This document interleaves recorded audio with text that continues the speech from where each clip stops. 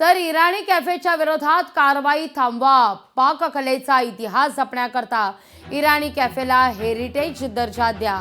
माजी नगरसेवक मकरंद नार्वेकर यांची मुख्यमंत्री देवेंद्र फडणवीसांकडे मागणी आहे. मुंबईची पाककला संस्कृती जपण्याकरता इराणी कॅफेला लाकूड भट्टी वापरण्यास परवानगी द्यावी, असं आता नार्वेकर म्हणतात. या सगळ्याविषयी अधिक माहिती घेण्याकरता थेट जाऊया आपले प्रतिनिधी स्वप्नील जाधव यांच्याकडे.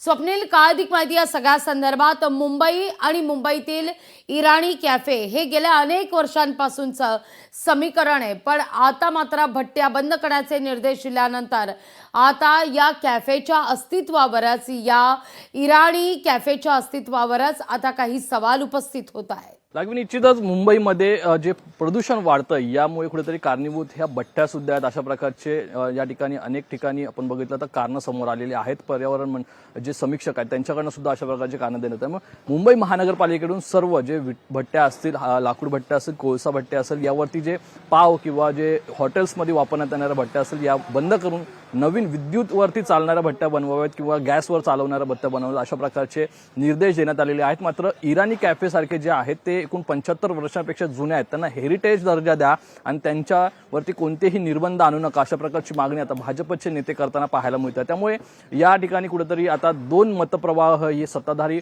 पक्षामध्ये पाहायला मिळतात. त्यामुळे आता इराणी कॅफेला जर सूट दिली तर इतर म्हणजे बेकऱ्या आहेत त्यांची सुद्धा मागणी होऊ शकते. यामुळे आता कुठेतरी मुख्यमंत्री देवेंद्र फडणवीस काय निर्णय घेतात, तसेच मुंबई महानगरपालिका काय निर्णय घेते हे पाहणं महत्त्वाचं ठरणार आहे. मात्र जर या ठिकाणी हात भट्ट्या जर बंद करण्यात आल्या तर एकूण 1 महिना ते 2 महिन्याचा कालावधी CNG असेल, PNG असेल किंवा विद्युत ज्या भट्ट्या असतील त्या चालू करण्यासाठी लागेल. त्यामुळे मुंबईमधील जे पावाचं जे आवक आहे ती सुद्धा कुठेतरी मोठ्या प्रमाणात कमी होईल. याचा फटका मुंबईकरांना बसण्याची शक्यता आहे. लागवी निश्चित स्वप्नील, खरं तर याच कारणानं आता असं म्हटलं जात आहे की मुंबईत पावाचं उत्पादन सुद्धा घटू शकतं, कारण भट्ट्या जर बंद झाल्या तर पावाचं उत्पादन सुद्धा मुंबईत घटण्याची शक्यता वर्तवली जाते. याविषयी जरा सांगाल?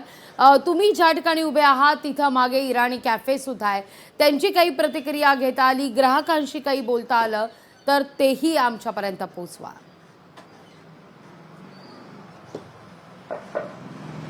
लगवी निश्चितच इराणी कॅफे आता सध्या या ठिकाणी सुरू होतो. आपण बघितलं तर माझ्या मागे हा जो कॅफे आहे खरं तर 75 वर्षांपासूनचा हा कॅफे आहे आणि या कॅफेच्या संदर्भात बोलायचं झालं तर या कॅफेमध्ये रात्रभर जी पावाची भट्टी आहे ती सुरू असते. सध्या लाकूड भट्टी आहे आणि लाकूड भट्ट्या असल्यामुळे लवकरात लवकर या ठिकाणी सुद्धा एक CNG ची भट्टी करण्यात यावी अशा प्रकारची मागणी. मात्र जे चालक आहेत या इराणी कॅफेचा त्यांचा याला नकार पाहायला मिळतोय, त्याचप्रमाणे असोसिएशनचा सुद्धा नकार पाहायला मिळतोय. मात्र या संदर्भात थोड्या वेळाने जे इराणी कॅफेचे जे मालक आहेत ते सुद्धा आपल्याशी संवाद साधणार आहेत आणि या संदर्भातील माहिती ती देणार आहेत. लागवी निश्चित स्वप्नील, तुर्तास धन्यवाद तुम्ही दिलेल्या एकूणाचे सविस्तर माहिती करता. लोकशाही मराठी ऐका, पहा, जागरूक रहा.